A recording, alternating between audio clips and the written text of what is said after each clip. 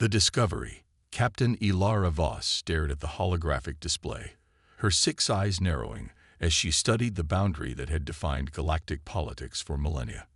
Beyond that invisible line lay the Milky Way galaxy, forbidden territory to all citizens of the unified galactic consortium for the past 3,000 cycles. "Are you absolutely certain about this, Captain?" First Officer Krell asked, his crystalline exoskeleton catching the light from the bridge's ambient illumination. "Crossing that boundary is punishable by permanent exile. The consortium doesn't issue pardons for boundary trespassers." Ilara turned to face her crew on the bridge of the Nebula Voyager. They were the finest explorers the Andromeda Galaxy had to offer. Scientists, researchers, and adventurers who had mapped countless star systems together. But this mission was different. This would make them criminals. "Every one of you volunteered," she reminded them. "You all knew the risks when I proposed this expedition. If anyone wishes to return to consortium space now, I'll authorize a shuttle with no questions asked." No one moved. Even sentient navigation system Urix, whose holographic form could easily be transferred back to consortium databases, stood resolute beside his organic colleagues. "Very well," Ilara nodded. "Chief Science Officer Tala, your assessment." The avian scientist unfurled her wings slightly, a habit when she was about to deliver important information. Based on historical records and sensor analysis, the restricted zone was established approximately 3,000 cycles ago following an alleged catastrophic encounter with the dominant species of the Sol system. However, my research indicates several inconsistencies in the official narrative. She activated her own display, showing ancient reports with significant portions redacted. "These classification levels exceed even my governmental clearance. Whatever happened in the Milky Way, the consortium leadership decided it was better to quarantine an entire galaxy than to reveal the truth." "Is that why we're risking everything?" asked Security Chief Dorn, his massive 4 arms crossed skeptically. "Curiosity?" "Partly," Ilara admitted, "but also because the restricted zone decree is coming up for its millennial renewal in the Council, and once again, they'll vote to maintain it without debate. 3,000 years of avoiding billions of potential star systems based on an incident no living being remembers. Doesn't that strike anyone else as suspicious?" The bridge fell silent as the implications settled over them. "We have a right to know what we're being protected from," Ilara continued. "If there is truly something catastrophically dangerous in the Milky Way, shouldn't we have more information than stay away? And if there isn't, if this is political rather than practical, then the consortium has been lying to us for generations." Urix's holographic form flickered slightly. "Captain, we're approaching the final transit point. Last consortium monitoring station will be out of range in approximately 10 minutes. "Thank you, Urix." Ilara took her seat in the command chair. "Navigation. Plot our course for the nearest arm of the Milky Way. Engineering. Prepare for quantum jump once we're clear of monitoring range." The Nebula Voyager moved silently through the intergalactic void, the last outpost of familiar civilization fading behind them. No ship had officially crossed this boundary in thousands of years. Occasionally, pirates or desperados would flee consortium justice by heading toward the restricted zone, but none ever returned. That fact alone had fed the legends surrounding the mysterious galaxy. "Monitoring station now out of range," Urix announced. "We are officially beyond consortium jurisdiction. Engage quantum drive," Ilara ordered. "Let's make history." The stars stretched into brilliant lines as the ship accelerated to speeds that collapsed ordinary physics. For 3 days, they traveled in quantum space, the crew's anticipation building with each passing hour. What would they find? A hostile civilization ready to annihilate any visitor. An ecological catastrophe that had prompted the quarantine. Or something else entirely. Approaching destination, Urix announced as the quantum drive disengaged, reverting to standard propulsion. The view screen shifted to show a breathtaking vista. The spiral arms of the Milky Way galaxy, close enough now to make out individual star clusters. It looked peaceful, ordinary, entirely unremarkable compared to the millions of galaxies the consortium had catalogued and explored. Initial scans detect no unusual radiation, no spatial anomalies, no evidence of galaxy-wide catastrophe, reported Tala, her wings twitching with excitement. Standard stellar composition, normal cosmic background radiation. Whatever the danger is, it's not immediately apparent. Proceed with caution, Ilara instructed. Set course for the outer rim of the nearest spiral arm. Minimal energy signature, passage scans only. As they cruised into the outskirts of the Milky Way, the sensors began registering civilizational markers. Communication signals, energy fluctuations indicating technology, artificial structures. Multiple technologically advanced species detected. Tala reported, her voice rising with excitement. But one in particular dominates, centered in a system approximately 12 light-years from our position. That must be the Sol system, Ilara mused. The home of the species that supposedly terrify the consortium into quarantining an entire galaxy. Setting course now, Urix confirmed. Estimated arrival in 6 hours at current speed. The journey deeper into the Milky Way was surprisingly uneventful. They passed numerous inhabited systems, collecting data on civilizations the consortium had classified as too dangerous to contact. Most appeared to be standard pre-FTL or early FTL societies, developing along predictable technological paths. "I don't understand," Krell muttered, reviewing the data. "There's nothing here that justifies a 3,000-cycle quarantine. These civilizations are millennia behind consortium technology. Perhaps it's not the technology but something else," suggested Communications Officer Mira, her tentacles waving thoughtfully. "Biological weapons, religious extremism, cultural incompatibility.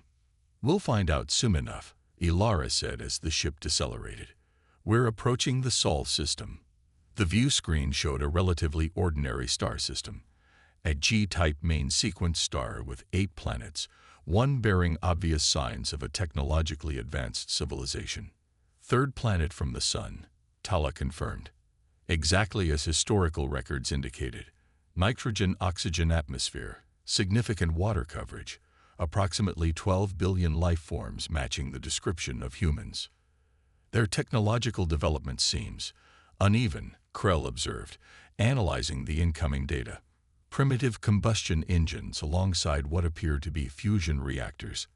No evidence of large-scale interplanetary colonization, yet they have multiple orbital habitats.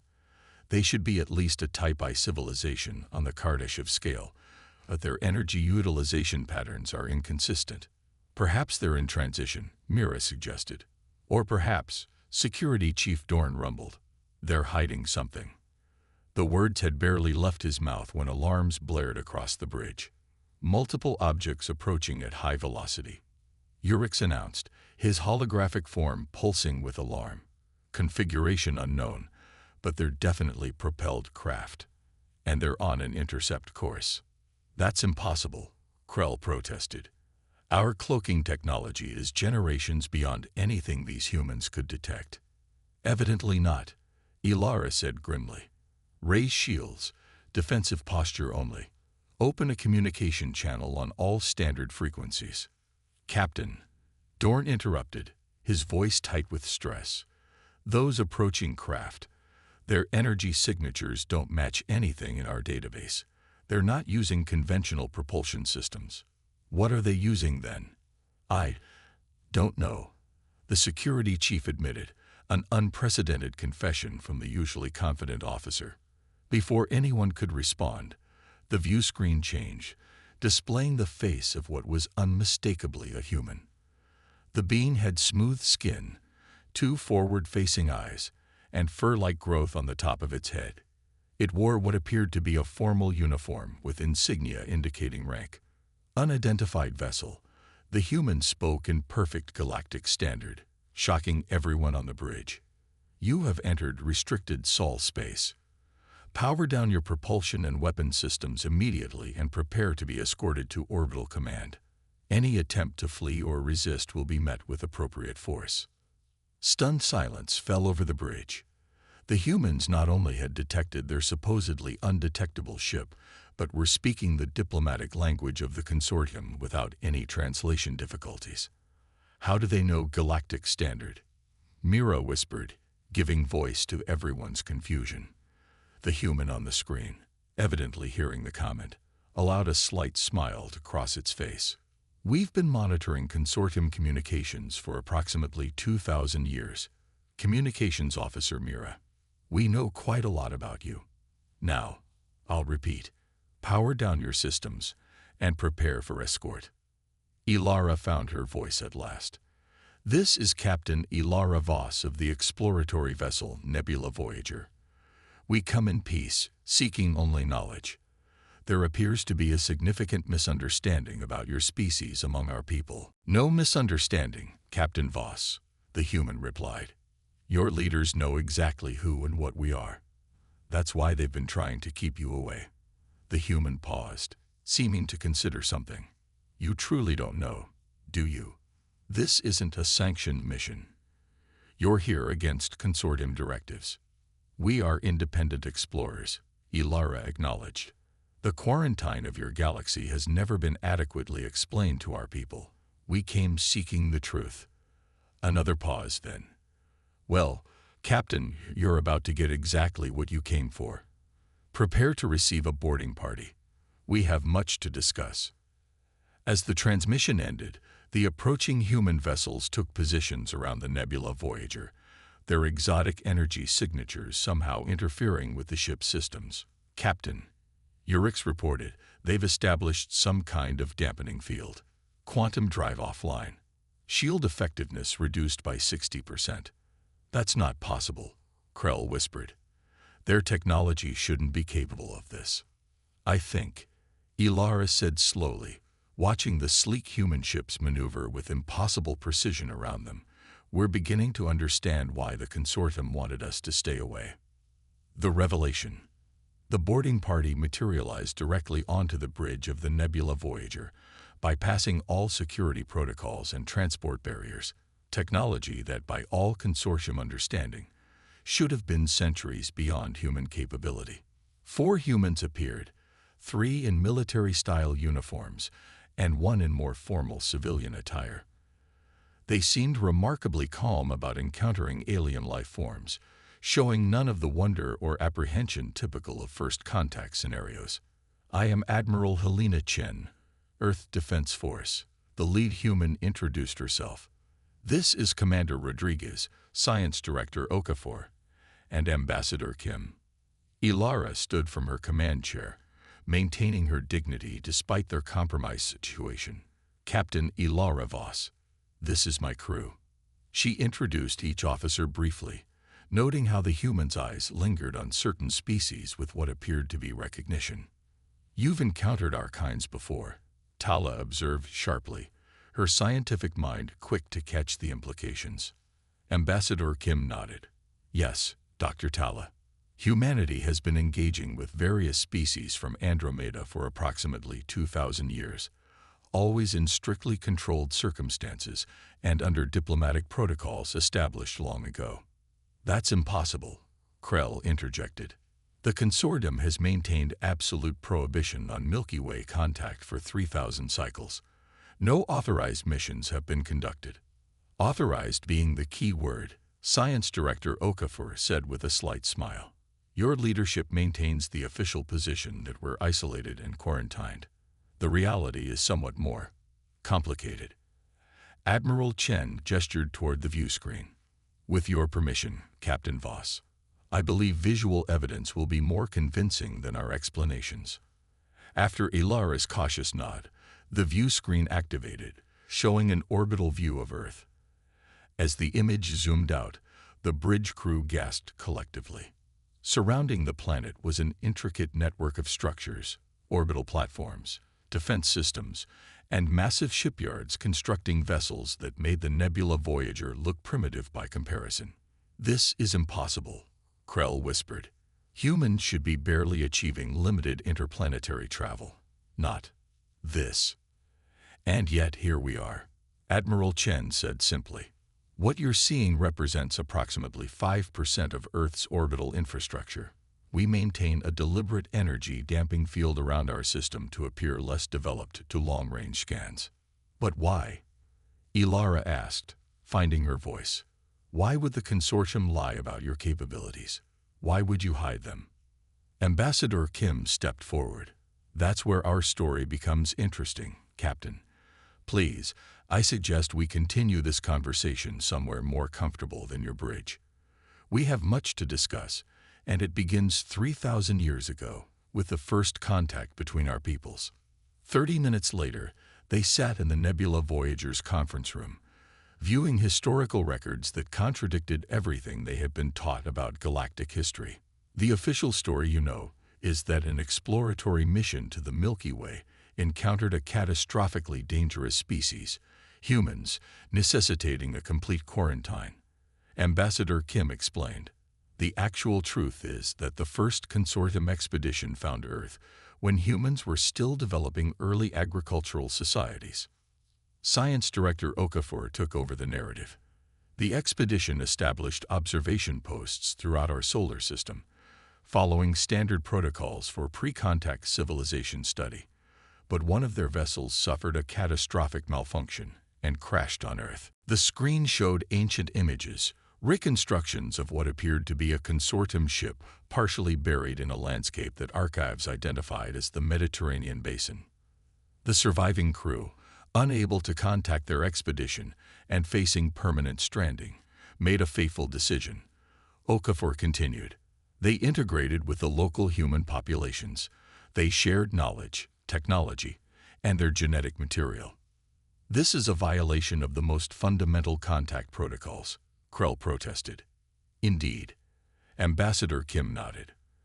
"And those violations changed the course of human development forever. The descendants of those crew members and their human partners became what you might know from your historical records as the Atlantean civilization." Ilara leaned forward, fascinated despite her shock. "The consortium must have eventually discovered what happened." "They did," Admiral Chen confirmed grimly. "And their response was to attempt to eradicate all evidence of the contamination, including the humans who had gained advanced knowledge." The screen showed devastating orbital strikes against ancient cities, archaeological evidence that had been dismissed as natural disasters or mythological events in mainstream human history. "The consortium tried to commit genocide," Ilara whispered, horror spreading through her. "They tried," Chen agreed, "but they underestimated two things: how thoroughly the original castaways had integrated their knowledge into human society, and humanity's remarkable talent for adaptation and survival." The images shifted to show ancient humans salvaging technology from destroyed sites, reverse engineering alien devices, and building their own adaptations. While most of humanity remained unaware, a secret society formed from the survivors, Ambassador Kim explained. They preserved the knowledge, developed it over generations, and prepared for the inevitable return of those who had tried to exterminate them. When the consortium returned 500 years later to check on their cleansing operation, they found a very unpleasant surprise waiting for them. Admiral Chen said with unmistakable pride. Humans had not only survived, but had adapted consortium technology in ways its creators had never imagined. The screen displayed ancient battle footage, surprisingly advanced human craft engaging with consortium ships. The fighting was brutal but ended in a stalemate. "The resulting treaty established the fiction you know today," Kim continued. "Officially, the Milky Way would be designated as a restricted zone, too dangerous to enter. The consortium would tell its citizens that humans were a catastrophic threat, technically true from their perspective. Meanwhile, humanity would remain within its solar system, developing at its own pace without interference." "But in reality," Ilara prompted. "In reality, certain elements within your consortium, those who understood the potential benefits of working with us, established covert communication channels," Okafor explained. "Over the centuries, these developed into a shadow diplomatic relationship, We shared innovations. They provided galactic intelligence. Both sides benefited while maintaining the public fiction. This makes no sense, Krell protested. Why maintain this charade for 3,000 years? Surely the truth would have come out eventually. Admiral Chen's expression hardened. Because, First Officer Krell, the truth would destroy the consortium as you know it. Your civilization is built on principles of methodical development, careful integration of new technologies, and strict adherence to evolutionary timelines for developing species. Humanity violated all of those principles. We leapfrogged thousands of years of development. We integrated technologies from multiple species into hybrid systems your scientists haven't even conceived of. We represent everything the consortium fears. Unpredictable, rapid advancement without proper cultural safeguards. So the quarantine protects the consortium from us, Ilara realized. From the idea of us, Ambassador Kim corrected. From the knowledge that their carefully constructed framework of galactic development can be circumvented. That species can advance in ways they haven't predicted or approved. And now you've discovered our little arrangement, Admiral Chen concluded, which presents us with a dilemma. The tension in the room became palpable as the crew of the Nebula Voyager realized their precarious position. What happens to us now? Ilara asked quietly. Ambassador Kim smiled gently. That depends, Captain Voss. There are several possibilities. We could follow the treaty protocols and simply eliminate your ship and crew. The fate of most unauthorized visitors over the centuries. Security Chief Dorn tensed, his four hands moving subtly toward concealed weapons. At ease, Chief, Chen said, noticing the movement. If we wanted you dead, this conversation wouldn't be happening. Alternatively, Kim continued, we could return you to consortium space after wiping your memories of this encounter, an unpleasant but survivable option. Or, Ilara prompted, sensing there was more. Or, Kim said, leaning forward, you could join us. Become part of something extraordinary. The shadow alliance between human innovators and forward-thinking consortium members has been working toward a goal for centuries, the eventual reintegration of Earth into the galactic community, but on terms that respect our unique developmental path. You want us as what? Spies? Double agents? Krell asked incredulously. We prefer cultural ambassadors. Science Director Okafor smiled. Your expedition proves that curiosity about the restricted zone persists despite 3 millennia of prohibition. The next renewal of the quarantine decree is approaching. Perhaps it's time for the truth, or at least parts of it, to emerge. Ilara looked around at her crew, seeing the same mixture of shock, wonder, and uncertainty on all their faces. They had crossed the boundary seeking truth and had found far more than they bargained for. This is overwhelming, she admitted. We need time to process everything you've shown us. Of course, Ambassador Kim nodded understandingly.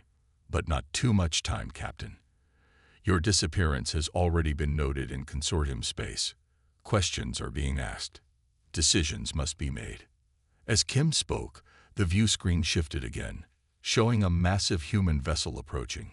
Unlike anything they had seen before, it seemed to shimmer between states of matter, parts of its structure appearing to exist in multiple dimensions simultaneously. The Prometheus, Admiral Chen explained, noting their awestruck expressions. Our flagship, currently configured for diplomatic functions. We thought you might appreciate a more comprehensive tour of what humanity has been up to these past few millennia. Ilara stared at the impossible ship, understanding now why the consortium had been so determined to keep the Milky Way off limits. It wasn't fear of what humans might do to them. It was fear of what knowing about humans might do to their carefully ordered society. I believe, she said slowly, we would be very interested in that tour, Admiral. As arrangements were made to transfer the crew to the human vessel, Ilara found herself standing beside Ambassador Kim, both looking out at the stars. You know, Kim said conversationally, there's an old human saying, the most dangerous thing in the universe is an idea whose time has come. Your consortium has been trying to quarantine an idea for 3,000 years. And now? Ilara asked. Kim smiled. Now we find out if the galaxy is ready for humanity, Captain Voss, and perhaps more importantly, if humanity is ready for the galaxy.